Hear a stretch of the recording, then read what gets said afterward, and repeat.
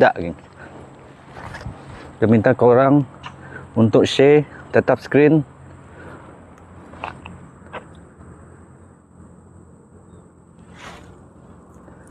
Aku rasa tempat ni kalau waktu malam memang seram lah.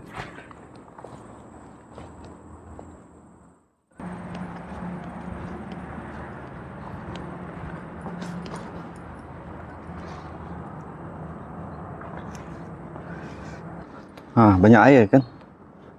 Banjir kan? Macam mana nak masuk banjir? Lek kah?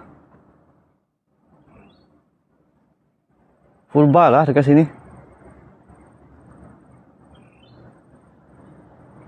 Full bar geng.